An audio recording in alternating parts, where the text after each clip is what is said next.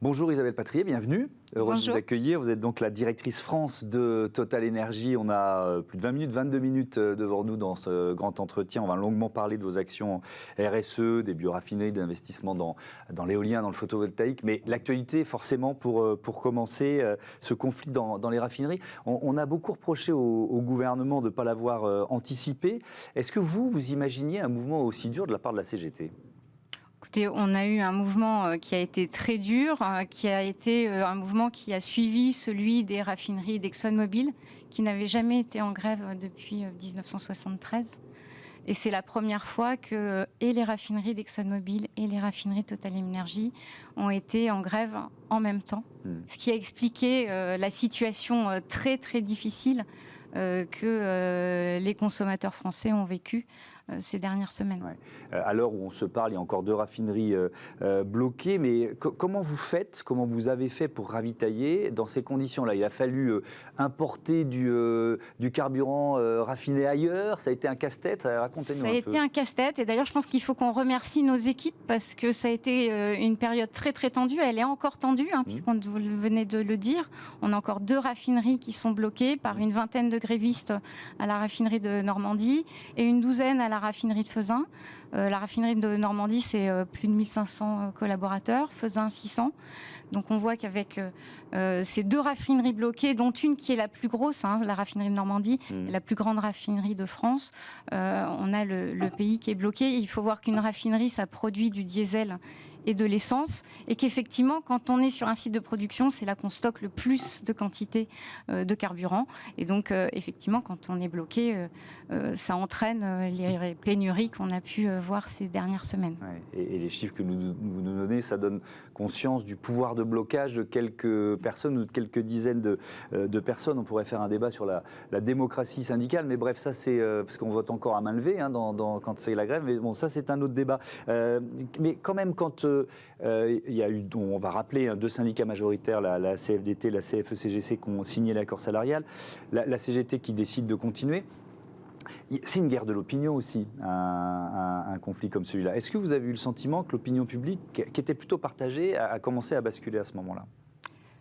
Je crois que effectivement, quand 2 syndicats majoritaires, qui sont donc nos syndicats qui ont signé l'accord, 7%, je le rappelle, d'augmentation pour les collaborateurs français du socle social, et une prime mondiale, cette fois-ci, qui a été attribuée à tous nos collaborateurs dans les 130 pays dans lesquels nous avons des activités dans le monde, avec un plancher à 3 000 €, une prime de 3 à 6 000 €.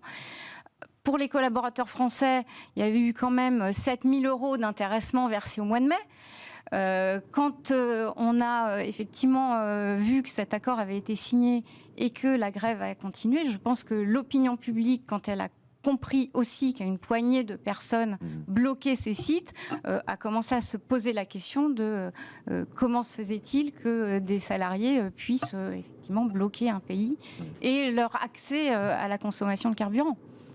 Elle coûte cher à Total, cette grève ? Bien sûr qu'elle va coûter cher à Total. Elle va coûter cher à Total Énergie parce que des raffineries qui sont en grève aujourd'hui dans un contexte de tension, il faut bien voir.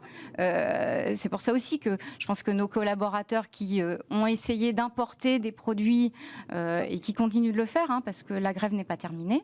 On importe beaucoup au Havre, on importe beaucoup en Méditerranée. On a fait venir le double des camions que nous arrivons à faire venir habituellement de Belgique. Tout le monde s'est mobilisé et vous l'avez vu aussi pour nos gérants de station. C'est très compliqué sur le terrain. C'est énormément de pression, énormément de tension. Je crois qu'on a tous été conscients et je pense que nos clients français ont vécu et vivent encore un peu dans certaines régions ces tensions-là. Et je pense que ça a été une mobilisation et une tension pour à la fois ceux qui se sont mobilisés chez nous, nos collaborateurs, nos gérants de station et puis nos clients. Allez, une dernière question, presque en forme de boutade. Quand le Parisien a révélé le salaire, les primes de Kylian Mbappé, est-ce que vous vous êtes dit, on va peut-être nous lâcher avec le salaire du patron de Total, Patrick Pouyanné? Parce que finalement, Kylian Mbappé, il gagne en un mois ce que votre patron gagne en un an. Alors, 6 millions d'euros, c'est beaucoup d'argent évidemment. Mais juste une question là-dessus quand même. Le rapport un peu schizophrénique que les Français ont à la réussite et à l'argent, comment vous l'interprétez, ça? Moi, je suis française comme vous, donc je sais comment on réagit en France vis-à-vis d'un salaire de patron et d'un salaire en millions d'euros. Ouais. Quand vous voyez le salaire des autres patrons et la proportion, je la regardais hier, elle a été publiée, du salaire de Patrick Pouyanné par rapport à ses pairs, il est faible. Effectivement, si on le compare à Kylian Mbappé, là, je n'ai plus de référence. Allez, on va sortir, parce que la communication de crise, je pense que vous maîtrisez pas mal chez Total Energy. On va sortir de ces polémiques, parler de l'avenir des raffineries. On reste sur les raffineries. Vous avez commencé à les transformer en bio-raffineries. Alors déjà, ça veut dire quoi, concrètement? C'est quoi une bio-raffinerie? Parce que ça sonne un peu comme un oxymore, ça semble un peu contradictoire dans les termes. Alors, Total Energy avait 6 raffineries en France. On a déjà arrêté 3 sur ces 6, on n'en a plus que 3 qui aujourd'hui produisent, quand elles ne sont pas en grève, du diesel et de l'essence. Il y en a 3 autres qui donc se sont arrêtées. La première a été transformée en site de formation aux nouveaux métiers, aux métiers actuels et aux nouveaux métiers éoliens. Celle de Dunkerque. Celle de la Med a été reconvertie en bioraffinerie parce qu'aujourd'hui, il y a une intégration, une incorporation de biocarburants dans le diesel et l'essence. Et donc, on a converti la raffinerie de la Med en unité de biocarburants. On a converti le site aussi, puisqu'on a fait une ferme solaire qui est importante sur le site de la Med. La Med est à côté de Marseille.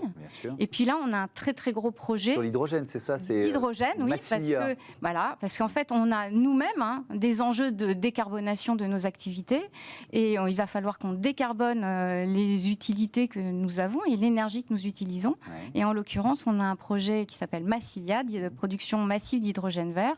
Avec Engie, c'est ça? Avec Engie, on est en JV avec Engie pour décarboner cet hydrogène dont les raffineries ont besoin et la bioraffinerie de la Med a besoin de cet hydrogène. Donc, on va le décarboner. Donc, vous allez produire l'hydrogène qui va servir au site, c'est ça? On va produire sur base essentiellement solaire de l'énergie verte, donc de l'électricité verte qui va venir alimenter un électrolyseur pour produire cet hydrogène vert sur notre site, qui permettra de décarboner l'hydrogène de ce site, mais qui permettra aussi à l'écosystème industriel de bénéficier d'un hydrogène vert sur le bassin économique qui est très industriel des Bouches-du-Rhône. Quand on parle de biocarburant, à qui il est destiné? Je pense par exemple à l'aviation, c'est un vrai débouché d'ores et déjà pour le biocarburant? Tout à fait. Aujourd'hui, il y a des incorporations de biocarburants. Et d'ailleurs, on en vient au site de Grandpuits. On a arrêté la raffinerie Grandpuits, qui était la raffinerie de l'Île-de-France l'année dernière, en février 2021, avec un très grand projet de reconversion et entre autres, un projet de fabrication de biocarburants aériens. Il se trouve que la raffinerie de Grandpuits va bénéficier d'un investissement de 500 millions d'euros pour faire une unité de recyclage des plastiques. On est l'un des grands fabricants de plastique européens. Une unité de fabrication de bioplastique biosourcé et biodégradable. Et puis, cette unité de biocarburant, de 110 000 tonnes de biocarburant aérien. La raffinerie Grandpuits, elle est connectée au dépôt de Gargenville, qui se trouve être lui-même alimenté, il alimente les 2 aéroports d'Orly et Charles de Gaulle, ce qui va permettre donc d'augmenter le taux d'incorporation au fur et à mesure des réglementations européennes qui existent déjà, pour pouvoir monter en puissance sur l'incorporation et baisser les émissions de CO2 du secteur aérien, dont on parle énormément. Évidemment. Quelques chiffres sur la part du pétrole et du gaz chez Total. Aujourd'hui, c'est 92% des ventes de Total Energy en 2021. Objectif 80% en 2030 et 25% en 2050. C'est quoi? Alors, on va en revenir au nom aussi. C'est votre modèle économique que vous êtes en train de faire basculer? Bien sûr. Aujourd'hui, notre objectif, notre ambition, c'est d'être zéro émission nette en 2050. Donc on a une trajectoire à respecter. Et d'ailleurs, on a des rémunérations qui tiennent compte de la baisse du CO2 et de notre impact. Ça fait partie de la part variable. Ça fait partie de la part variable des cadres. Et plus on monte dans la hiérarchie, plus cette part est importante. Donc effectivement, c'est notre trajectoire. Il faut qu'on baisse notre impact et qu'on décarbone.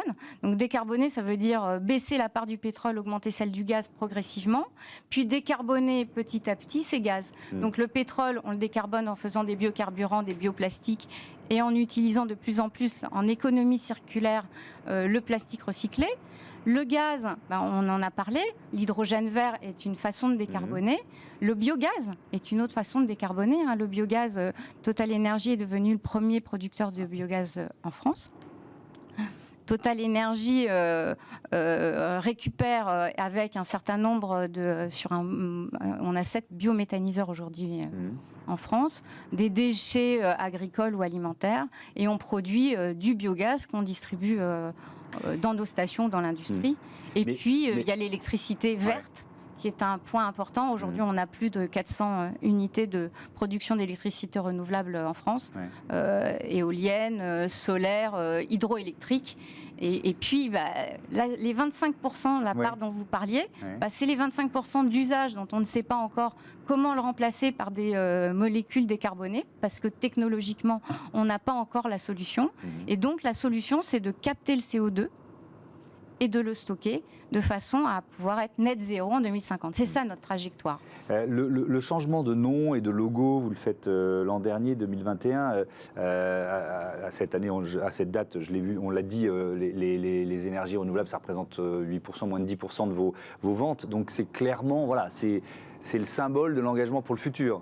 C'est la représentation qui n'était pas forcément évidente pour tous d'une entreprise, d'une compagnie qui est en transformation très forte aujourd'hui. Et c'est là que c'est compliqué pour vous, je reviens à la communication, parce que les critiques, elles sont sur le Total aujourd'hui et les 92% de gaz et de pétrole. Voilà, c'est votre modèle économique actuel.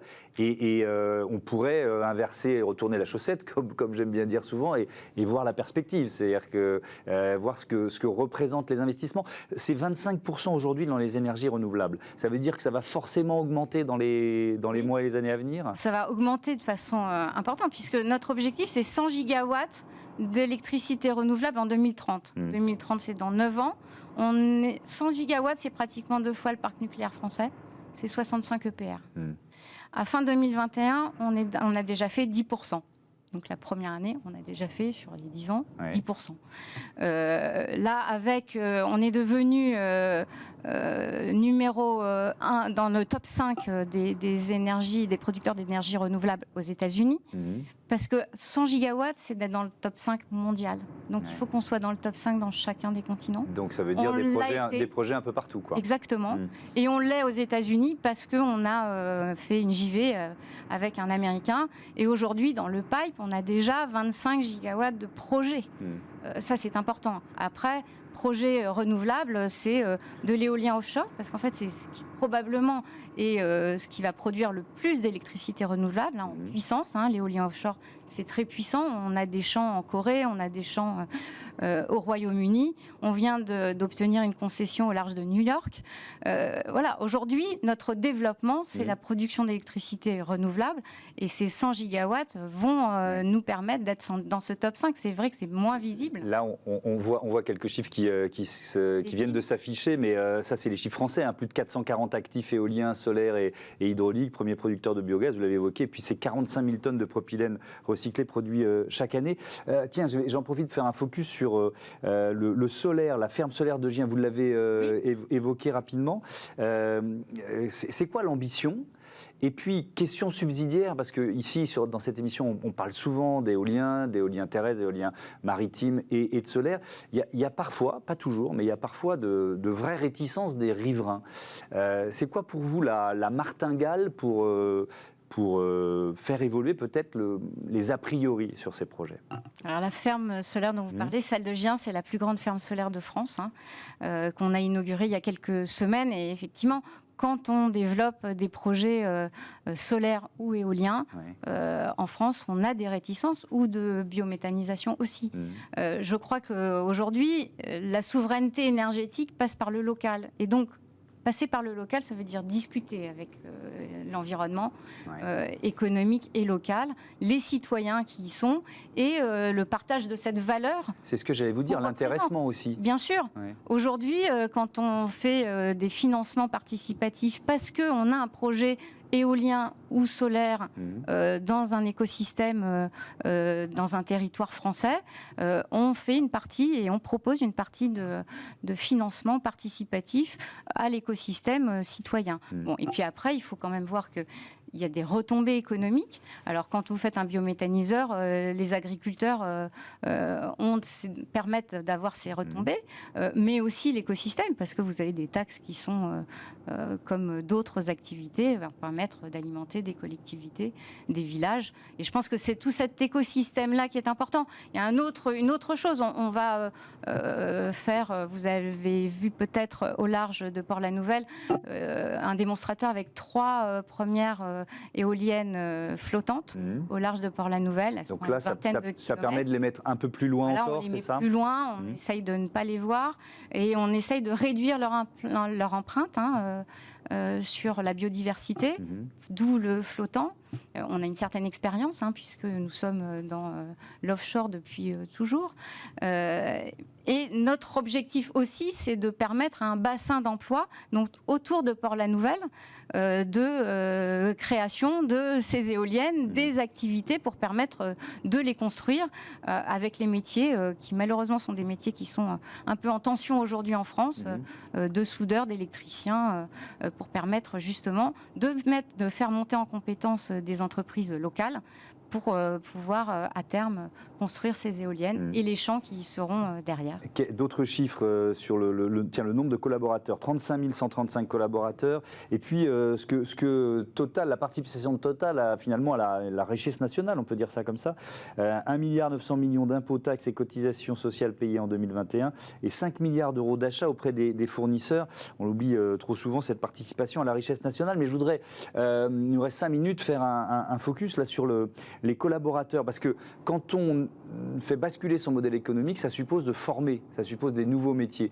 Il y a un plan de formation qui prend combien de temps, quoi ? Là aussi, c'est une organisation intéressante à découvrir. Alors, il y a 2 choses.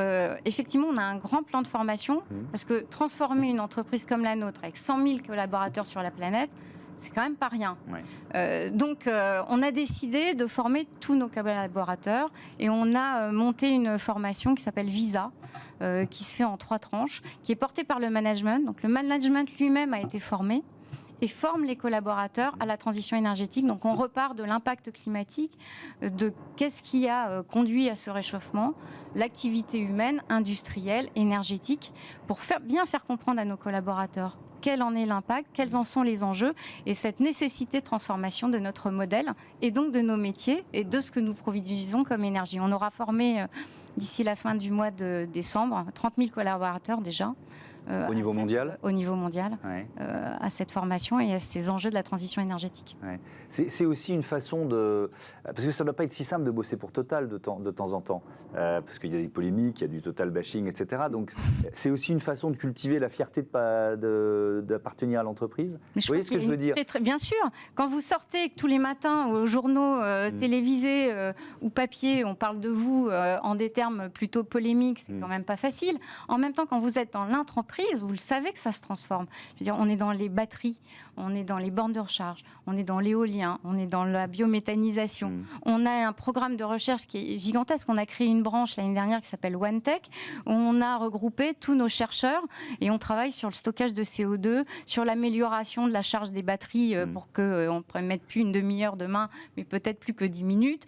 Voilà, c'est ça quand même. Et à l'intérieur de l'entreprise, on recrute des jeunes qui sont acteurs de cette transformation et ils viennent pour ça, parce qu'on a les moyens de se transformer.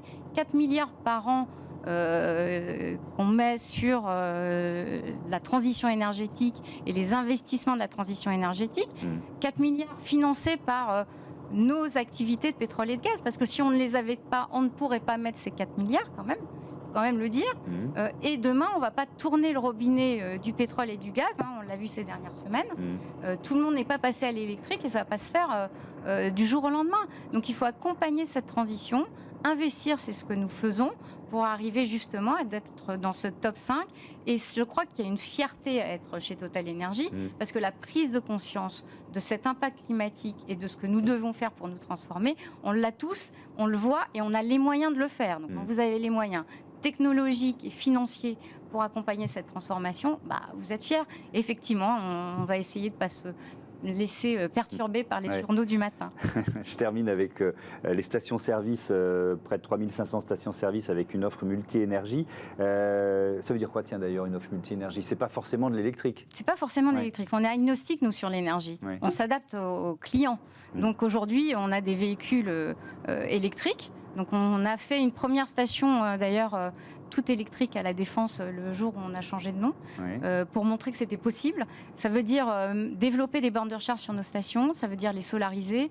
On a un objectif aussi d'accélérer sur les bornes à haute puissance. Ça, c'est très important. On a un programme de 300 stations autoroutes avec des bornes haute puissance et des voies rapides équipées de ces 300 bornes haute puissance. Ça veut dire aussi de l'E85, qui est un biocarburant, le bioéthanol, qui permet de réduire les émissions. Ça veut dire aussi le bio-GNV. Vous voyez, on a toutes les énergies. Le bio-GNV, c'est du biogaz, donc ça réduit l'empreinte. Mais ça veut dire que la station-service du futur, telle que vous l'imaginez, elle n'est pas forcément 100% électrique? Non, elle sera parfois 100% électrique, parfois un mix de toutes ces énergies. Puis on aura aussi des stations qui proposeront de l'hydrogène vert. Et donc, ce mix énergétique représentera le mix énergétique des nécessités que les usages du véhicule particulier au véhicule poids lourd ou ferroviaire. On pense que le ferroviaire, c'est plutôt l'hydrogène. Donc, en fonction de ces usages, il y a des énergies qui sont plus ou moins adaptées aux uns ou aux autres de ces usages. Et donc, on les proposera toutes. Merci beaucoup, Isabelle Patrier. C'était passionnant. À bientôt sur Bismart. On passe à Smart Ideas, notre rubrique consacrée aux startups éco-responsables.